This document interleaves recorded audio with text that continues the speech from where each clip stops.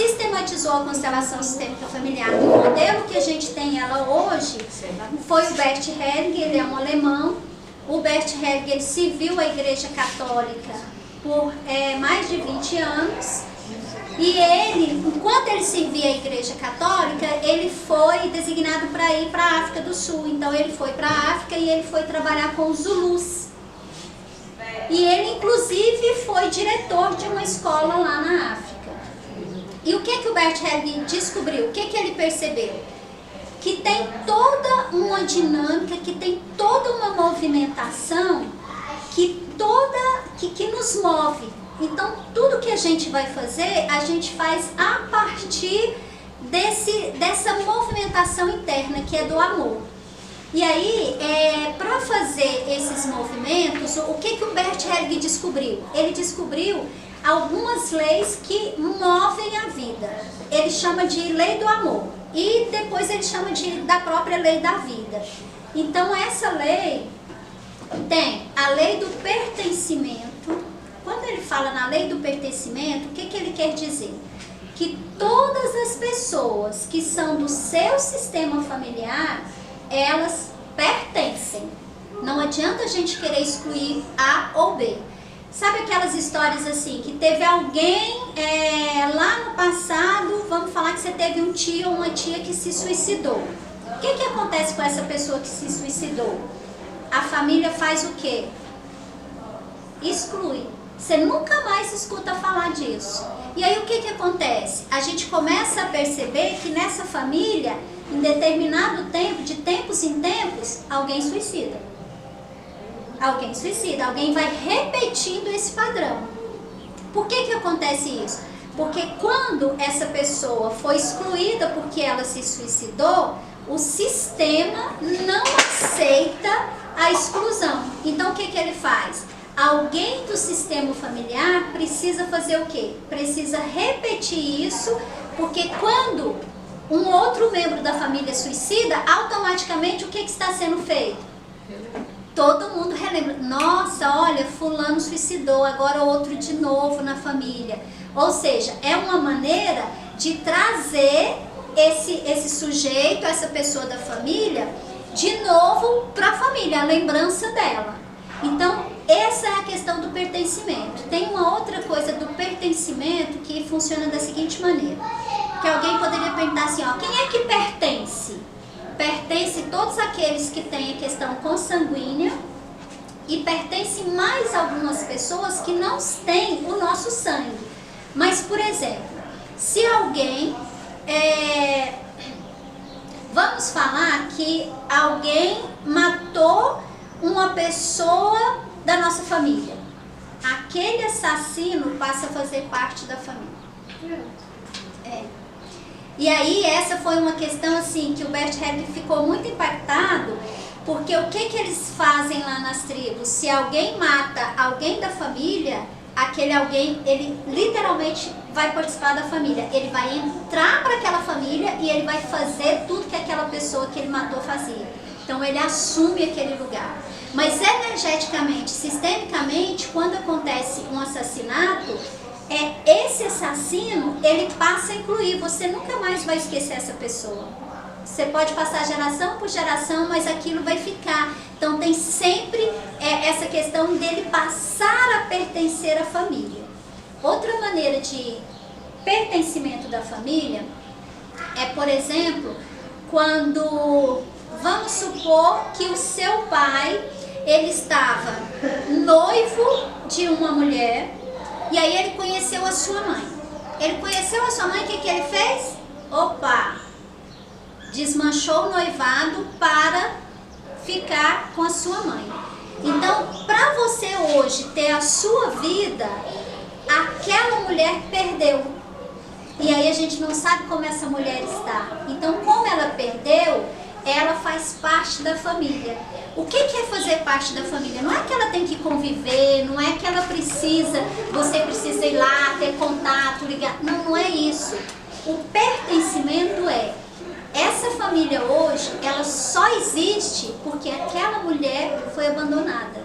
Então, o que a gente precisa fazer? A gente precisa olhar para essa mulher e ser grata a ela, porque pela perda dela nós ganhamos. Então foi possível fazer essa família onde nós nascemos. Então aquela pessoa, ela faz parte. E é interessante que quando a gente tenta excluir essa pessoa, essa ex-noiva lá, o que que acontece? Muitas vezes a gente vê situações na família que são o seguinte: a filha ou filho entra num pé de guerra com essa mãe, que é uma coisa assim inexplicável. Você fala assim, gente, não tem lógica, por que assim, eu amo esse filho, eu amo essa filha, mas assim, é olhar um pro outro e sair faísca e virar essa coisa louca, essa coisa esquisita.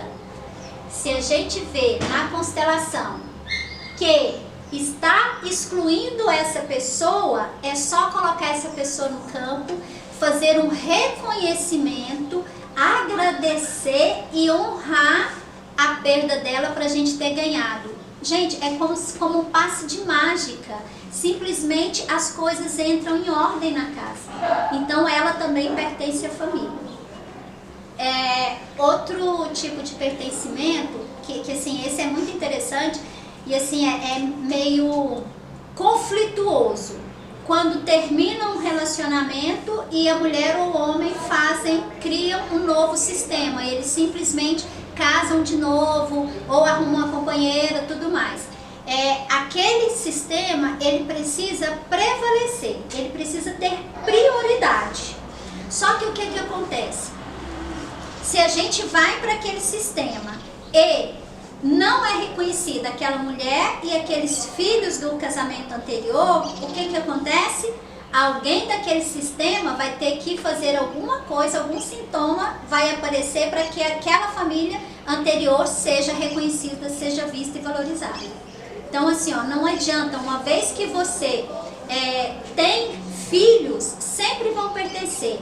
Uma vez que você tem pai, mãe, irmãos, tios, sempre vão pertencer. Não adianta a gente pensar que porque aquele tio meu bebe, ninguém fala dele na família, está excluindo, pode ter certeza que vai aparecer outros que vão beber para trazer aquela pessoa de volta, a memória daquela pessoa para a família. Então esse é um dos movimentos das leis da vida, é o pertencimento. O outro é a hierarquia. E a hierarquia é o seguinte, eu gosto muito de usar esse exemplo porque acontece muito nos sistemas familiares, né? Então, a mulher e o homem se encontram, se enamoram e simplesmente formam uma família. E aí vem os filhos. Normalmente o que acontece quando vem os filhos? As mulheres fazem o quê? Ao lado dos filhos. Exatamente. As mulheres abandonam os maridos, deixam eles em 15º plano, né? Não é em segundo plano não, gente, é em 15º plano e foca na criança, não é? E aí eu pergunto, se os dois entraram juntos, se ele veio primeiro, como é que eu vou dar prioridade para aquela criança? E vou menosprezar o lugar desse homem. Não é que a gente vai simplesmente negligenciar a questão do cuidado, do olhar com a criança, mas é que a gente precisa entender que essa criança, ela veio depois. Ela tem os cuidados dela, ela tem as necessidades dela, mas se eu simplesmente passar a priorizá-la sem considerar aquele homem, o que vai acontecer? É onde eu simplesmente abro espaço e aí entra outra. Por quê? Porque eu abri o espaço, né? Quando eu abro espaço, fica vago, aí outra entra. E aí é interessante que nós mulheres fazemos o quê? Que ele é um safado, um vagabundo, que é isso, que é aquilo, me traiu. Mas como é que a gente olha para a traição na sistêmica? Nesse sistema, como é que a gente olha? É dessa maneira. Porque assim, no relacionamento existe a panela e existe a tampa. Então assim, a tampa, ela encaixa naquela panela. Só que o que acontece?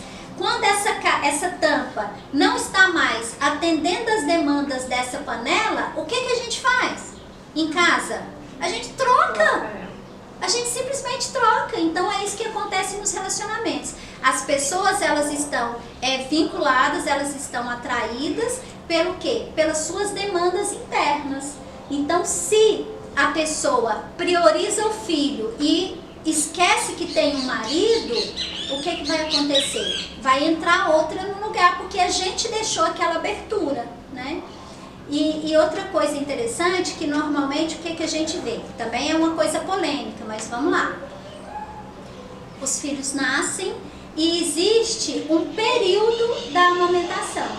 Existe um período que ele é crucial para a vida e para o desenvolvimento desse ser humano. E aí, assim, eu não vou entrar no mérito da questão dos diferentes autores que colocam lá os tempos necessários. Aí, o que eu coloco é o seguinte: se a criança mama 6 meses no peito da mãe, e aí a partir disso, ela começa a entrar com outras alimentações. Ela vai se desenvolver, ela vai sobreviver e se desenvolver de uma maneira saudável, ou ela vai definhar. Ela vai desenvolver. Agora, se com 1 ano de idade, essa criança estiver mamando no peito da mãe, ela vai ingerir o tanto de alimentos que ela deveria para ela se desenvolver? Provavelmente não. E aí a pergunta que eu faço é: se essa criança de 1 ano de idade ficar sem o peito da mãe, ela vive se alimentando? Ela vai sobreviver? Vai ficar saudável? Vai, não vai? E se ela não alimentar e ficar só com o leite da mãe?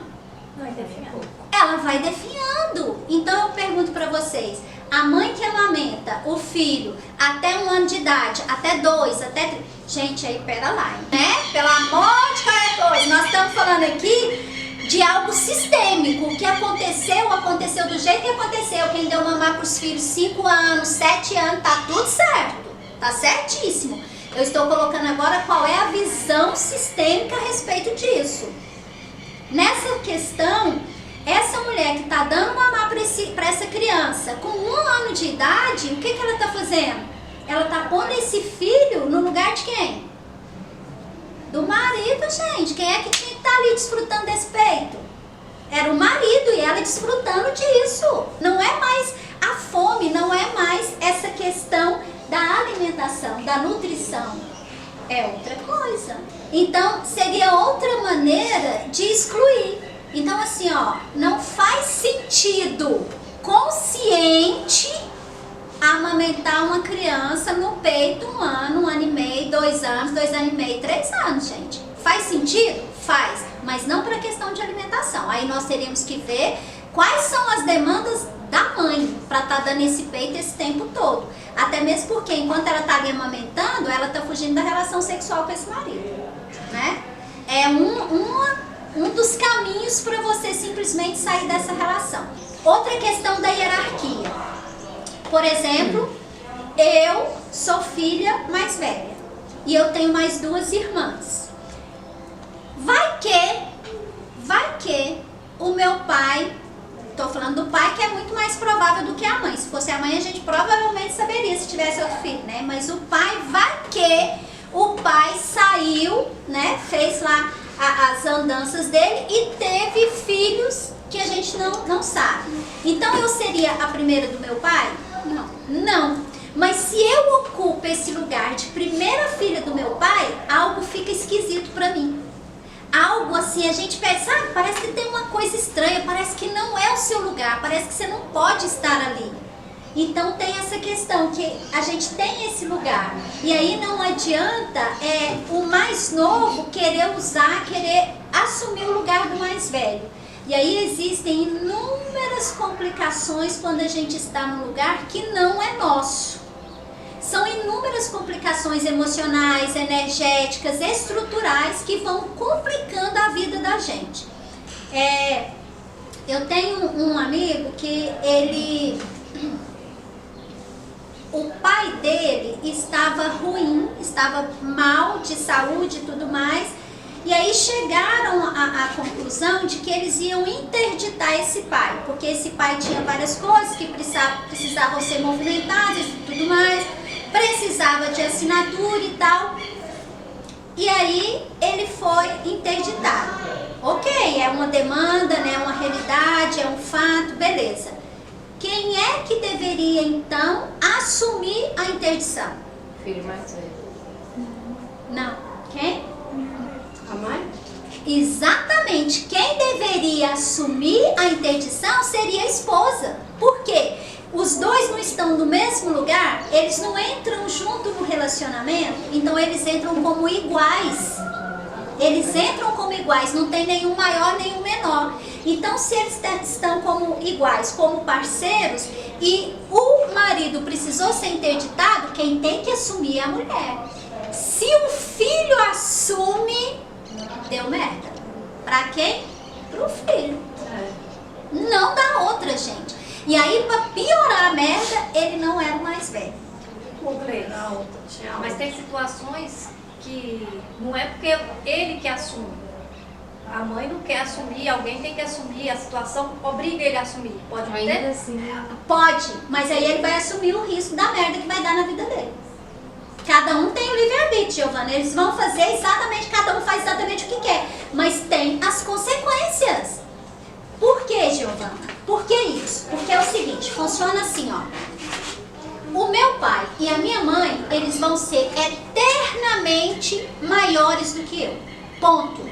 Beleza, se eu, então, entro no lugar de interditar o meu pai, então vamos voltar um pouquinho atrás. Quem é que interdita os filhos? Que jeito que a gente interdita os filhos?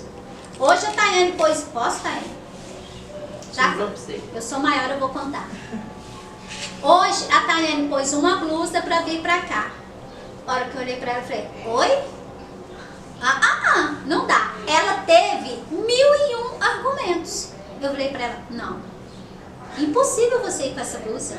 Olha o que vai ser feito, olha isso, olha aqui. O que eu fiz? Não foi uma interdição? Beleza, por que eu fiz essa interdição?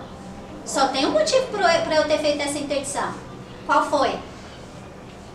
Eu sou maior do que ela. Não tem como. Eu sou maior do que ela.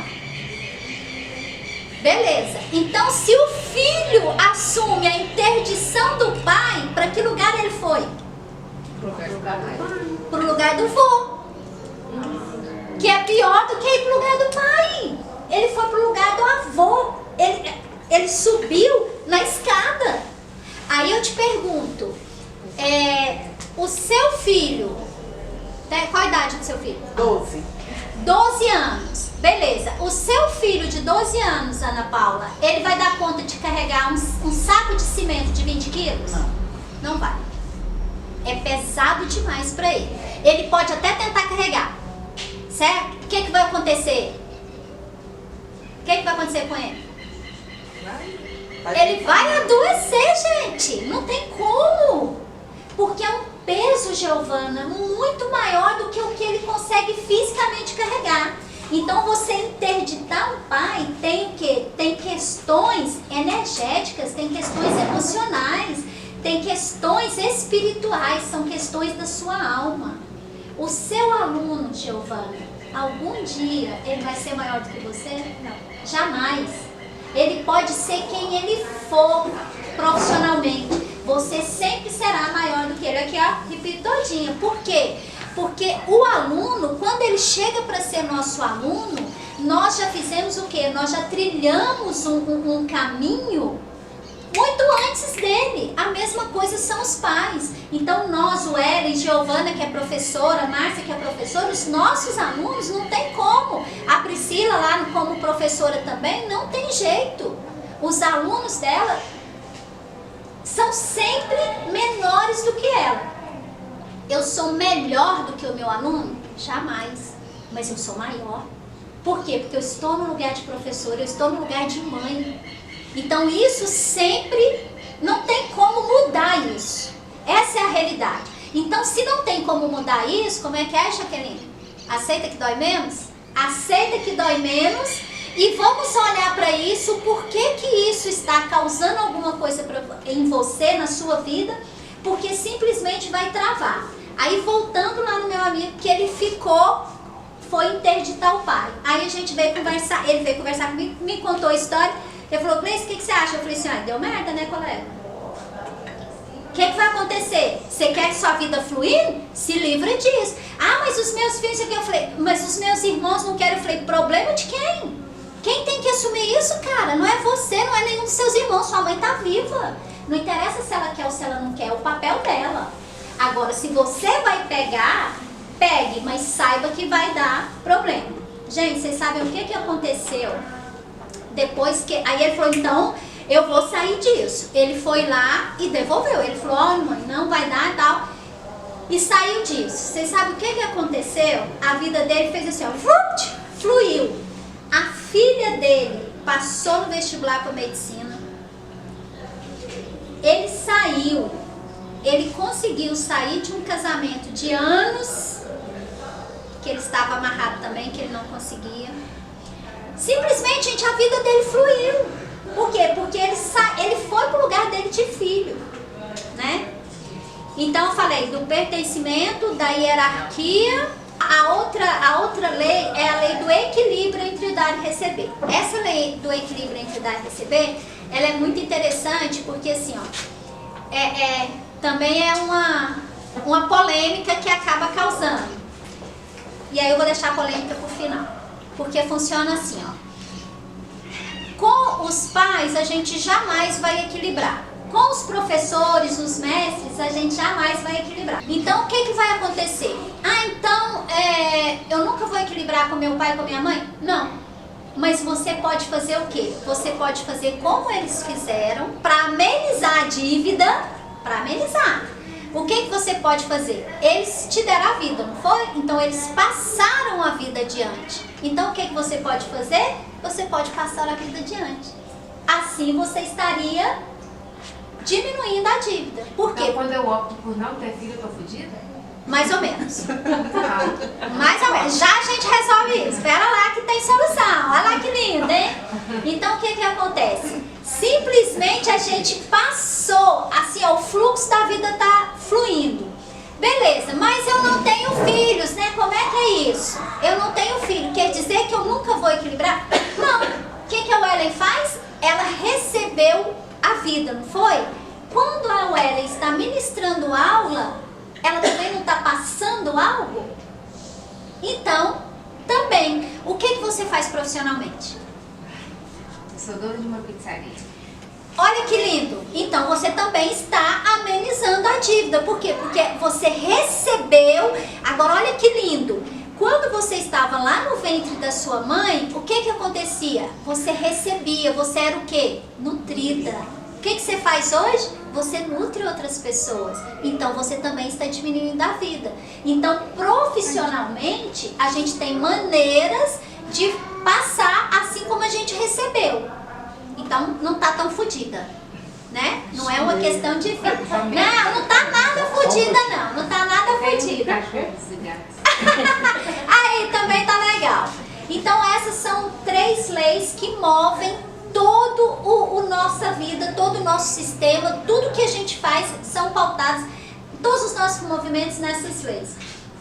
Aí vamos lá para a questão do equilíbrio entre dar e receber.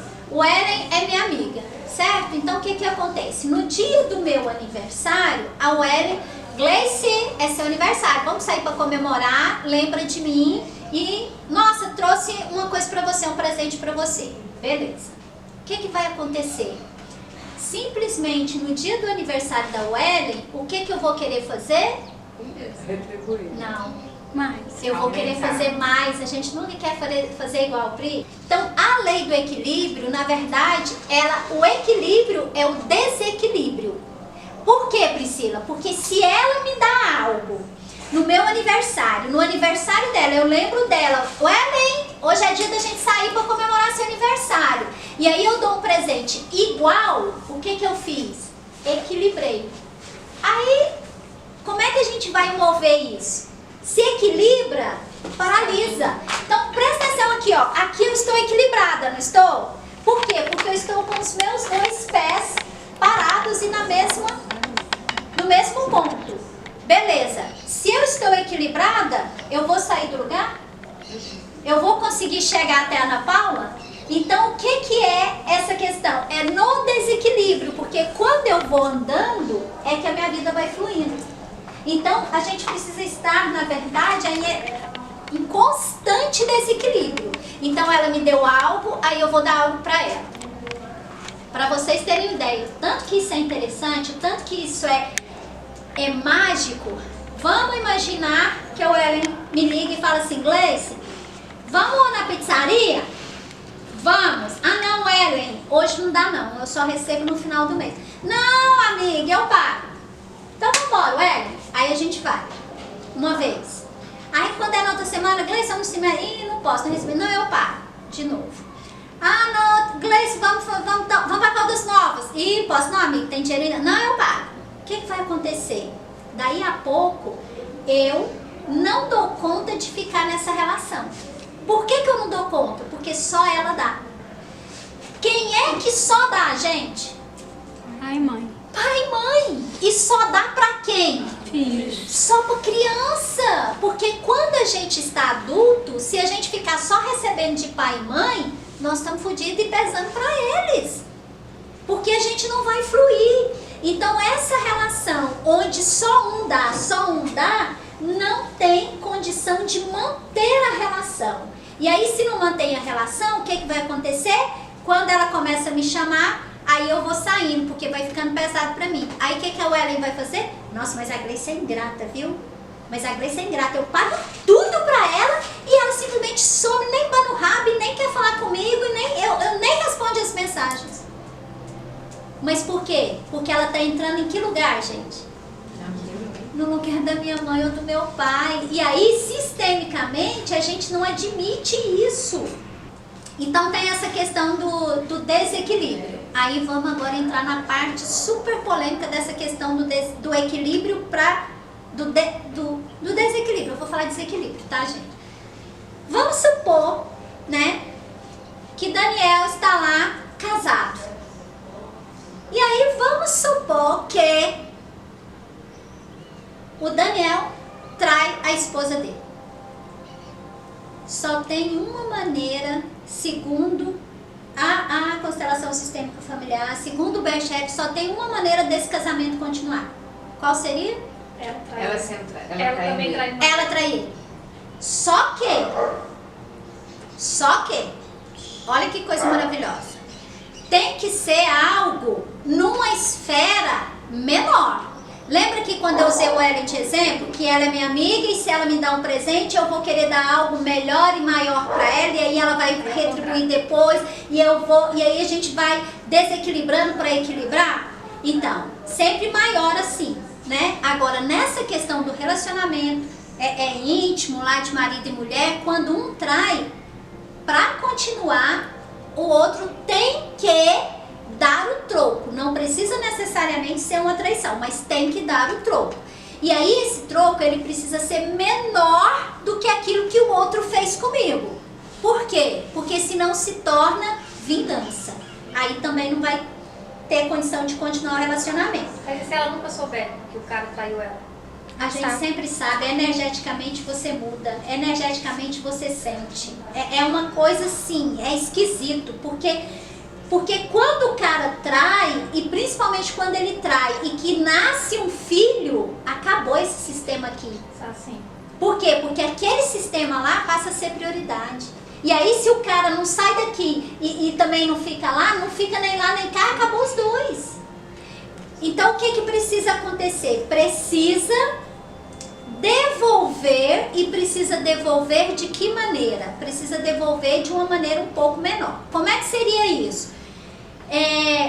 Eu vou passar para a área da pedagogia sistêmica para continuar com esse exemplo, mas depois eu volto nele. Vamos imaginar que as crianças estão ali e a gente tem aquele aluninho lá da educação infantil, que é aquele aluninho assim, lindo, maravilhoso, aquele abençoado. O que o abençoado faz? Todo dia ele bate em alguém. Todo dia ele bate em alguém. Beleza.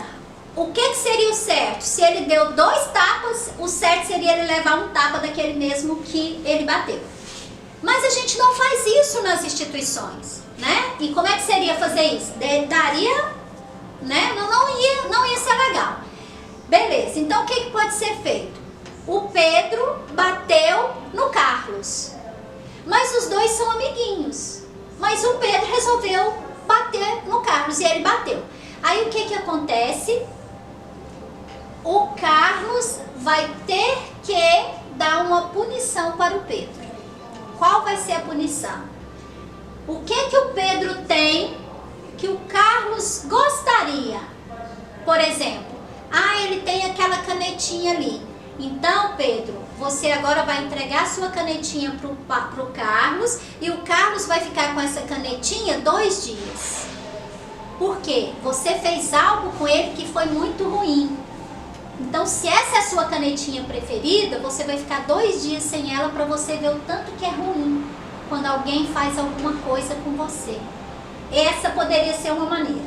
A outra maneira poderia ser: você vai ficar 2 dias que você não vai ficar na hora do recreio brincando com o Carlos. Você vai ficar longe dele porque ele não quer ficar perto de você. Gente, vocês não têm noção do tanto que isso restaura as relações e do tanto que isso faz com que a constelação possa, com que a relação possa continuar, possa fluir. Por quê? Precisa ter esse desequilíbrio. A gente não pode ficar. Aí o que a gente faz?